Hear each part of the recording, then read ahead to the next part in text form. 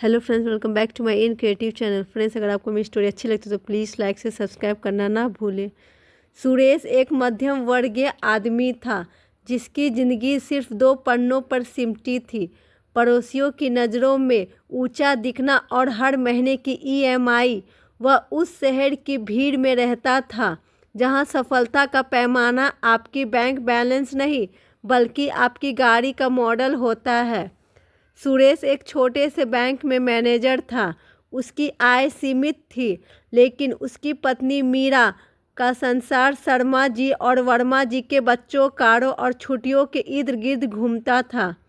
मीरा के लिए सम्मान का मतलब था सोसाइटी की अगली किटी पार्टी में यह बताना कि उन्होंने नया क्या खरीदा है। सामाजिक समस्या यहाँ बहुत गहरी थी। खुशी से ज़्यादा ईर्ष्या का उपभोग करना। इस शहर में लोग अपनी औकात से ज़्यादा खर्च करके अपने आंसुओं को छिपाकर जीने को मजबूर थे। यह एक ऐसा दिखावे का मुखौटा था जो हर मध्यम वर्ग के चेहरे पर चिपका हुआ था। उनके घर की नींव नहीं बल्कि उनकी दिखावटी जिंदगी किस्तों पर टिकी थी। एक महंगी एसयूवी कार जिसे वो बड़ी मुश्किल से चला पाते थे क्योंकि पेट्रोल महंगा था। बच्चे को एक महंगे प्राइवेट स्कूल में दाखिला दिलाया गया जिसकी फीस भरने के लिए सुरेश अक्सर अपनी पीएफ से लोन लेता था। सुरेश जानता था कि वे जाल में फंस रहे हैं, लेकिन मीरा का तर्क हमेशा एक ही होता था, हम अपने बच्चों को किसी से कम नहीं दिखा सकते। समाज में हमारी इज्जत है। इज्जत, यह कैसी इज्जत थी जहां रात को सोने से पहले पति पत्नी अगले महीने की किस्त के लिए लड़ते थे। यह कैसी इज्जत थी जहां एसी को भी 2-3 घंटे ही चलाया जाता था ताकि बिजली का बिल ना बढ़ जाए। लेकिन बाहर से घर हमेशा शानदार दिखना चाहिए था। एक शाम उनके बेटे ने स्कूल से आकर रोते हुए कहा, पापा, मेरे दोस्त के पास आईफोन 15 है, सब मेरा मजाक उड़ाते हैं। यह सुनकर मीरा ने सुरेश पर दबाव डाला, तुम्हारी तनख्वाह बस इतनी है कि हम बच्चों को शर्मिंदा महसूस कराएं। हम पिछड़ रहे हैं। सुरेश ने उस रात अपनी लाचारी महसूस की। समाज ने उसे एक ऐसे चूहे दौड़ में धकेल दिया था जहां जीतने का मतलब कर्ज में डूबना था। यह समाज की कड़वी सच्चाई थी। हम खुशी नहीं, सिर्फ प्रतिस्पर्धा खरीद रहे थे। इस दिखावे की जिंदगी ने सुरेश के भीतर का संघर्ष बढ़ा दिया।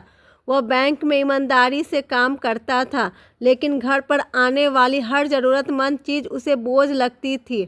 वह अपनी आत्मा को किस्तों में बेच चुका था। उसने बेटे के लिए आईफोन खरीदने का फैसला किया, एक और ईएमआई जिसकी कीमत उसकी मानसिक शांति थी। जिस दिन वह आईफोन लेकर आया, घर में खुशी का माहौल था। मीरा खुश थी कि अब वह सोसाइटी की औरतों को बता पाएंगी। बेटा खुश था कि अब उसका मजाक नहीं उड़ेगा। लेकिन सुरेश, वह अंदर से खोखला महसूस कर रहा था। वह संघर्ष कर रहा था, किस बात से डरूं, समाज के ताने से या बैंक के डिफ़ॉल्ट नोटिस से। उसने कई रातें बिना सोए गुजारी, पता रहा कि कैसे एक और किस्त को मैनेज किया जाए। उसकी सेहत गिरने लगी, तनाव ने उसे घेर लिया था। मीरा इन सब के बीच पूरी तरह से सामाजिक दबाव में जी रही थी। उसके लिए सुरेश की चिंता से ज़्यादा ज़रूरी थी अपनी पड़ोसन की साड़ी। एक बार सुरेश बहुत बीमार था, लेकिन मीरा ने उसे एक फैंसी पार्टी में चलने को मजबूर किया, सिर्फ इसलिए कि उन्हें अपनी नई ब्रांडेड वॉच का प्रदर्शन करना था। उस पार्टी में सुरेश ने सबसे अमीर राय साहब को देखा। वह हमेशा दूसरों को अपनी संपत्ति दिखाते थे, लेकिन अचानक सुरेश ने देखा कि राय साहब कोने में खड़े होकर एक ज़रूरी फ़ोन पर गुस्से में बात कर रहे थे। कुछ देर बाद पता चला कि राय साहब की कंपनी दिवालिया होने के कगार पर थी, पर उन्होंने अपनी शानदार कार पहले ही बेच दी थी, जो आज भी उनके घर के बाहर किराए पर लगी रहती थी, सिर्फ इज्जत बनाए रखने के लिए। देखकर सुरेश को एक गहरा झटका लगा।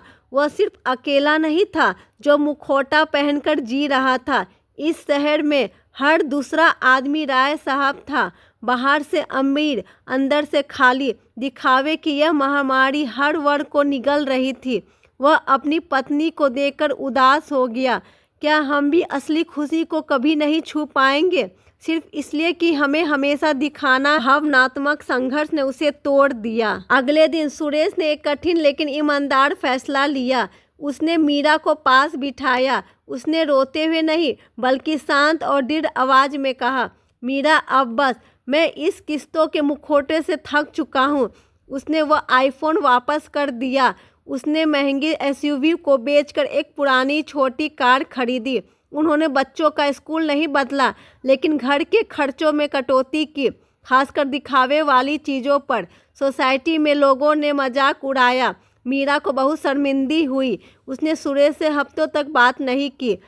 के बेटे ने सुरेश को गले लगाया। उसने कहा, पापा मुझे अब आईफोन नहीं चाहिए, मुझे आप चाहिए। जब आप रात को देर तक जागते थे मुझे डर लगता था। बेटे के इस भोले से वाक्य ने मीरा की आंखें खोल दी। उसे एहसास हुआ कि उसने समाज की इज्जत के चक्कर में घर की खुशी को दांव पर लगा दिया था। धीरे धीरे उनके घर में शांति लौटी। उनके पास अब लग्जरी नहीं थी लेकिन मानसिक शांति थी जो किसी भी ईएमआई से ज़्यादा कीमती थी। जब भी कोई पड़ोसी ताना मारता था सुरेश हंस देता। उसे अब फर्क नहीं पड़ता था। वह जानता था कि अब वो आज़ाद है। एक दिन मीरा ने सुरेश को एक कप चाय दी और कहा, आप सही थे, हमारी असली दौलत हमारी शांति है। हम भी उस दिखावे के जाल में फंस गए थे। अब हमें और किसी को कुछ साबित नहीं करना है। यह कहानी हमें सिखाती है कि सच्ची खुशी किस्तों पर नहीं मिलती, संतोष पर मिलती है। आपका बैंक बैलेंस, आपके दोस्त की राय या सोशल मीडिया का स्टेटस, ये आपकी असली कीमत नहीं है। समाज में ऊंचा दिखने की दौड़ में हम अक्सर खुद को खो देते हैं। दिखावे का मुखौटा उतारिए और अपनी वास्तविक आय के भीतर जीना सीखिए। याद रखिए, खुशी वह है जो आप महसूस करते हैं, वो नहीं जो आप दिखाते हैं। जीवन में सबसे बड़ी लग्जरी कर्ज मुक्त, चिंता मुक्त जीवन है। अपनी शांति को, अपने परिवार को किसी भी किस्तों के मुखौटे के लिए दांव पर मत लगाइए। सबसे अमीर वह है जिसे सबसे कम चीज़ों की ज़रूरत होती है।